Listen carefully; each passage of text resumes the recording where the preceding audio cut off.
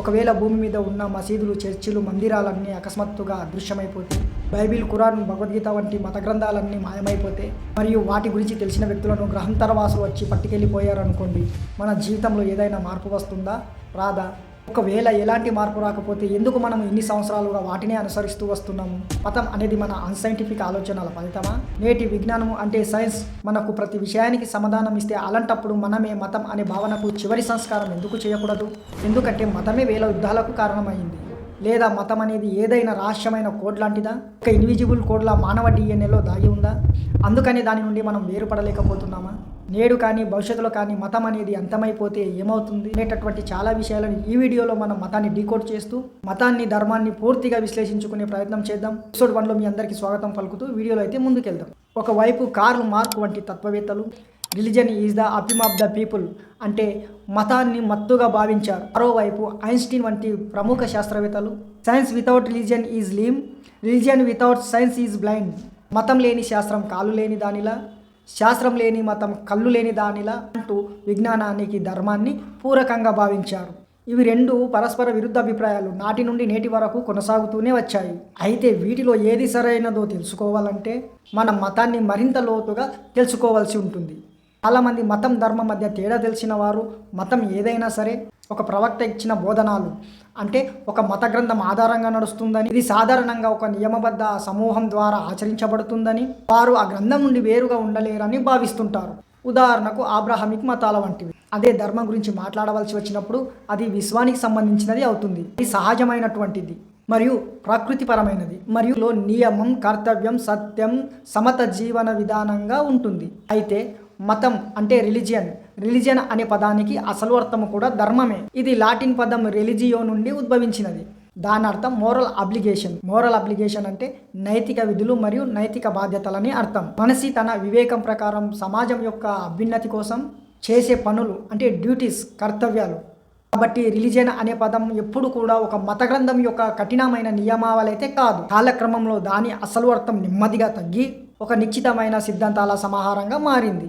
ఎందుకంటే మనం మొదటి శతాబ్దంలోనే చూసుకున్నట్లయితే ఫాదర్ ఆఫ్ రోమన్ ఫిలాసఫీగా పిలువబడేటటువంటి టూలియస్ సిసోరో అనే తత్వవేత్త రిలిజియన్కు అర్థం కల్ట్ డెరోమ్ అని వివరించాడు. అంటే దేవతల పట్ల భక్తి, ఆచారం మరియు సాముచిత పూజ విధానం అనే అర్థం వస్తుంది. ఇంకా మనం ఆక్స్ఫర్డ్ యూనివర్సిటీ యొక్క డిక్షనరీలో చూసుకున్నట్లయితే రిలిజియన్ అనే పదానికి దేవుడు లేదా దేవతలు ఉన్నారని విశ్వసించడం, ఆ విశ్వాసానికి ముడిపడిన ఆచారాలు, పూజ నిబంధనలు మరియు నైతిక సూత్రాలను పాటించడం అని కనిపిస్తుంది. అంటే మొత్తానికి రిలిజియన్ అనే పదానికి మౌలిక అర్థం కర్తవ్యం, నైతిక విధులు, నైతిక బాధ్యతలు మరియు ధార్మిక కార్యకలాపాలుగా ఉండి అది నెమ్మదిగా డౌన్గ్రేడ్ అవుతూ ఒక కల్ట్ రూపాన్ని తీసుకుంది.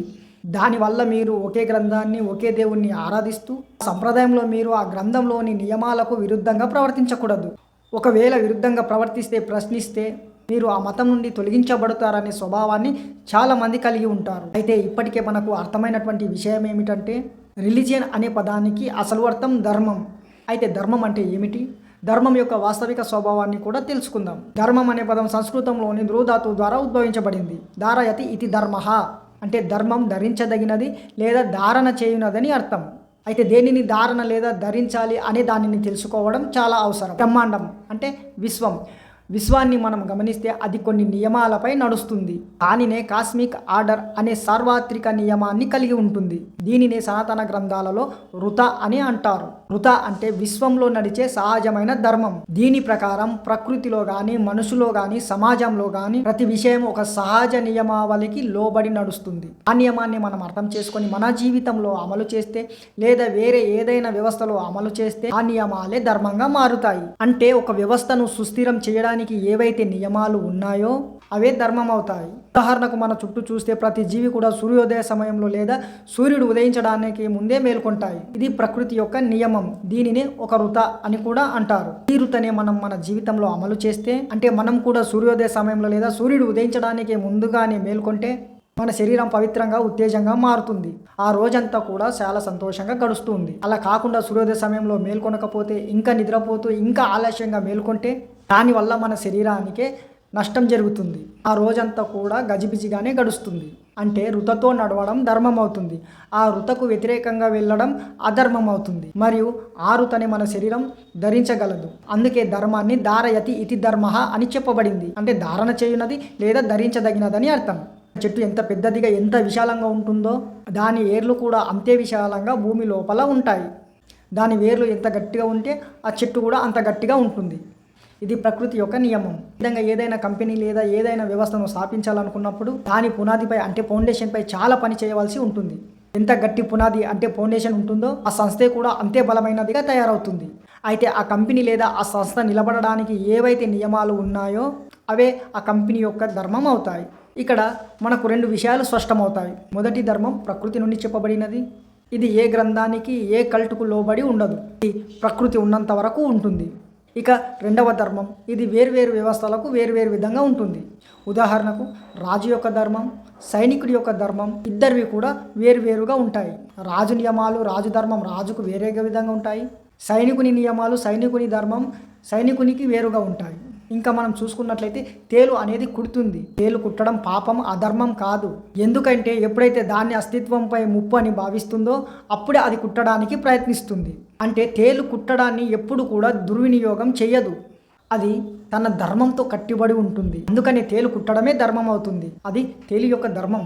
అలాగే మీరు అర్జునుడిని కనుక చూసుకున్నట్లయితే అతను ఒక యోధుడై ఉండి కూడా ముందే తనకు చెందిన ఒక స్త్రీ పట్ల దుష్కర్మ జరిగింది. అంటే అతనితో అధర్మం జరిగింది. అందుకే ధర్మస్థాపన కొరకు ఆయన శస్త్రాన్ని ఎత్తవలసి వచ్చింది. అంటే యుద్ధం చేయడం అతని ధర్మం అయ్యింది. ఇక్కడ మీరు అర్థం చేసుకోవాల్సిన విషయం ఏమిటంటే ఒకవేళ చాలామంది ఒకే గ్రంథాన్ని నమ్మి కలిసి ఉండడం లేదా ఒకే భాషను మాట్లాడడం వల్ల కలిసి ఉంటే ఒకే సంప్రదాయాన్ని ఒకే దేవుణ్ణి నమ్మడం వల్ల సమూహంగా ఉంటే ఆ సమూహాన్ని తొలగించవచ్చు లేదా పూర్తిగా అంతం చేయవచ్చు. ఎలా అంటే ఆ భాషను ఆ గ్రంథాన్ని సమాప్తం చేస్తే లేదా ఆ దేవతను ఆ సంప్రదాయాన్ని సమాప్తం చేస్తే చాలు ఆ సమూహం అంతమవుతుంది. కానీ ఒకవేళ ప్రజలు ప్రకృతి నుండి తమ ధర్మాన్ని అనుసరిస్తే అది ఇండియాలో అయినా అమెరికాలో అయినా జపాన్లో అయినా ఇతర ఏ దేశాలలో అయినా ప్రకృతి యొక్క నియమాలు ఒకేలా ఉంటాయి. ఆ నియమాలనే మన జీవితాలలో అమలు చేస్తే ఆ ధర్మాన్ని ఎవరు అంతం చేయలేరు. ఎంతవరకు అంటే ప్రకృతి ఉన్నంత వరకు. ధర్మం అనేది మనిషి ప్రకృతి విశ్వం మధ్య సమన్వయాన్ని చూపే జీవన తత్వం. అందుకే అది నాశనం లేనిదిగా ఉంటుంది. ఒకవేళ మతం అనేది అప్రాకృతిక మానవ నిర్మాణం అయితే ఎందుకు మరి చాలామంది ప్రజలు వాటిని విశ్వసిస్తున్నారా అనే ఆలోచన వస్తుంది కదూ. మనిషి అనిశ్చిత బాధ మరణం వంటి విషయాలను ఎదుర్కొంటాడు. ఆ సమయంలో అతడికి ఒక ఆధారం ధైర్యం దైవం కావాల్సి వస్తుంది. మతం విశ్వాసం అనే శక్తి మనిషిని రక్షిస్తుందని ఆశను పెంచుతుంది. ఏదో ఒక ఉన్నత శక్తి ఉందని నమ్మడం వల్ల ధైర్యంగా బ్రతుకుతాడు. ఈ కారణంగానే చాలామంది మతం మీద ఆధారపడతారు. అబద్ధానికి ఒక బలహీనత ఉంటుంది. అప్పుడే అది నడవగలుగుతుంది. ఎప్పుడైతే అందులో కొంచెం నిజం ఉంటుందో 1% కూడా నిజం ఉన్నా అబద్ధం అనేది పరుగులు పెడుతుంది. ఎందుకంటే వాటిలో కూడా కొంచెం ధర్మం ఉంటుంది. విశ్వాసం ఆరాధన వంటి ధార్మిక గుణం ఉంటుంది. అందుకే అవి కొనసాగుతున్నాయి. మనం కొన్ని సమూహాలను చూసుకున్నట్లయితే ఎంత హింస సృష్టించినా ఎన్ని మత మార్పిడులు చేసినా చాలామందిని చావుల అంచుల వరకు తీసుకెళ్ళినప్పటికీ తమను తాము శాంతిమతంగా పేర్కొంటాయి. ఇక్కడ శాంతి అనే పదం ధార్మిక గుణం కలిగినటువంటి పదం. ఇంకా ఉన్నది ఉన్నట్లు చెప్పలేక తమను తాము అంటే శాస్త్రీయంగా చెప్పుకోవాల్సి వస్తుంది. ఎందుకంటే తార్కికత శాంతి ధర్మబద్ధత వంటి లక్షణాలతో నిలబడినప్పుడు మాత్రమే మతం ముందుకు సాగుతుంది. దేవాలయాలు హిందువులకు అత్యంత ఆధ్యాత్మికమైన శాస్త్రీయమైన తాత్వికమైన స్థలాలుగా భావిస్తారు. అక్కడ జరిగే ప్రతి కార్యం కూడా శుభకార్యంగా భావిస్తారు. అయితే కొన్ని సందర్భాలలో అక్కడక్కడ కొన్ని దుష్కర్మలు దుర్ఘటనలు కూడా జరుగుతూ ఉంటాయి. ఇంత మాత్రాన దేవాలయాలలో జరిగింది కాబట్టి శుభకార్యమే అవుతుందని ఏ హిందూ అయినా అంటాడా? ఎందుకంటే అది ధర్మం కాదు. అందుకే ధర్మం అనేది ఏ దేవాలయానికి ఏ మసీదుకి ఏ చర్చికి ఏ గ్రంథానికి కట్టుబడి ఉండదు. కాబట్టి తప్పు తప్పే. ఎందుకంటే ధర్మం మన అందరిలో ఉంది, మన చైతన్యంలో వ్యక్తమవుతుంది. అందుకే భారతదేశంపై ఎన్నో దండయాత్రలు చేసిన నలంద వంటి విశ్వ గ్రంథాలయాలపై దేవాలయాలపైన భారతీయులపైన ఎన్నో దౌర్జన్యాలు చేసిన సనాతనం ఇంకా కొనసాగుతూనే ఉంటుంది. ఎందుకంటే అది మతం కాదు, ప్రాకృతిక ధర్మం, ఋత ద్వారా ఏర్పడిన జీవన విధానం. మతం ధర్మం గురించి చరిత్ర నుండి ఒక చిన్న ఉదాహరణ. 2వ ప్రపంచ యుద్ధం తర్వాత న్యూరెంబర్గ్ ట్రయల్స్ జరిగాయి. నాజీలు యూదులపై ఎంతటి అత్యాచారం చేశారు.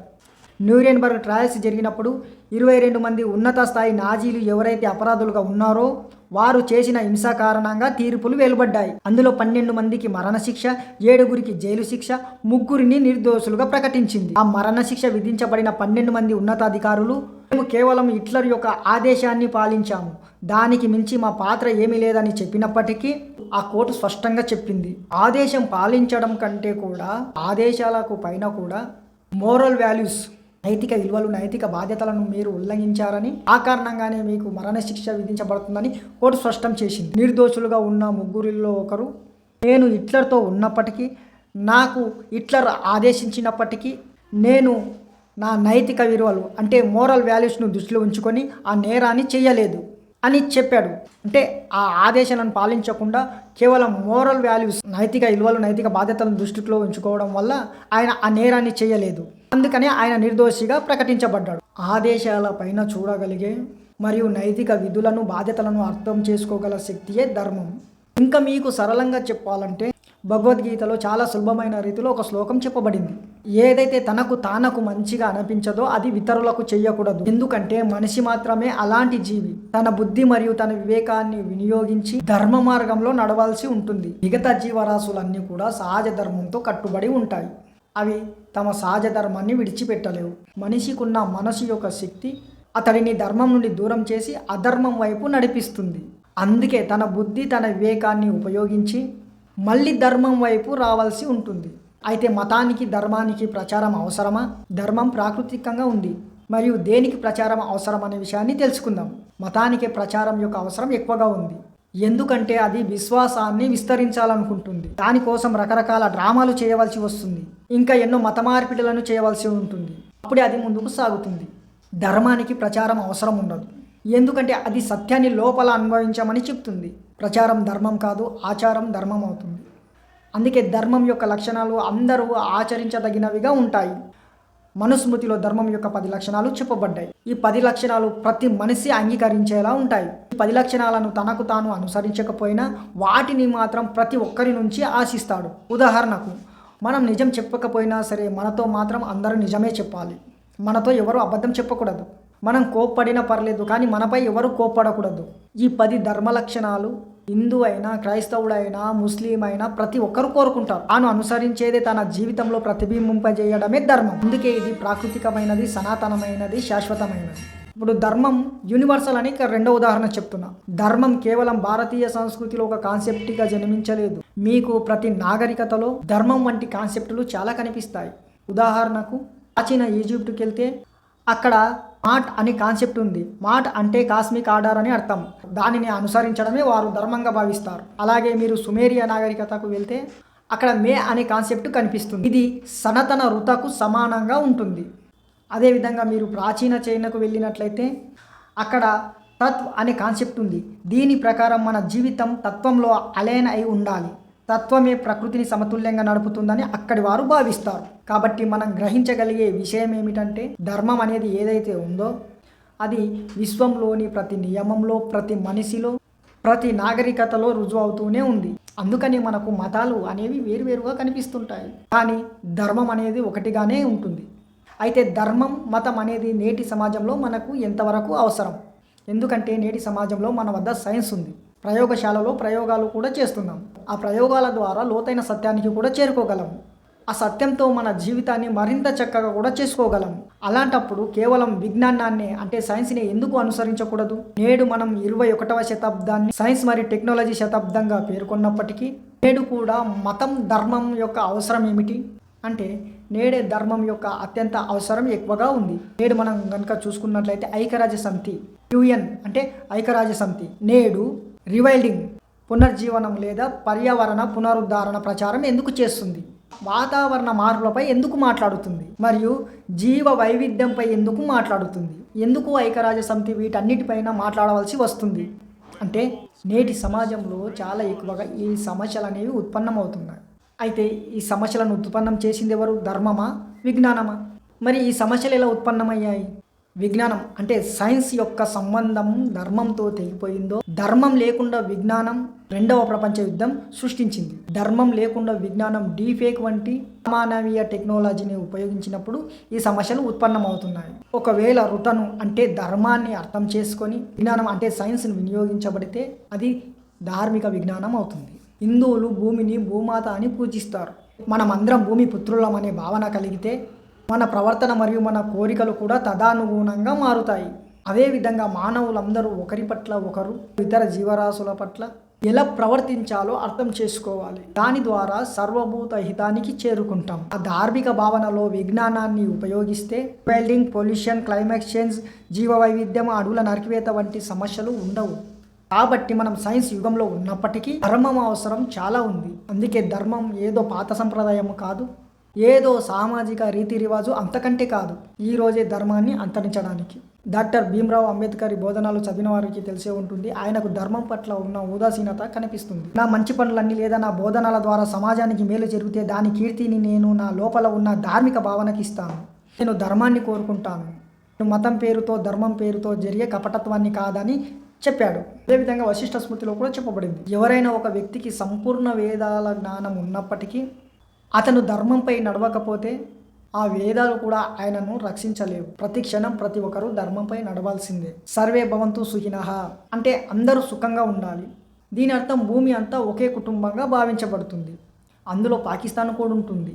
పాకిస్తాన్తో మనకు చెడ్డ సంబంధాలు ఉన్నప్పటికీ ధర్మం అనేది ప్రపంచమంతా సుఖంగా ఉండాలని కోరుకుంటుంది. కుటుంబంలో మంచివారు ఉంటారు, చెడ్డవారు ఉంటారు.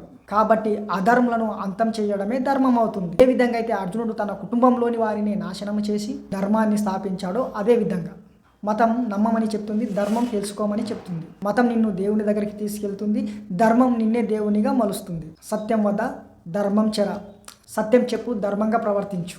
ఆత్మవాత్ సర్వభూతేషు పాశ్యత్ అంటే ఇతరులలో కూడా తన ఆత్మను చూడగలగటం. అందుకే ధర్మం సనాతనమైనది. ధర్మో రక్షితే రక్షిత.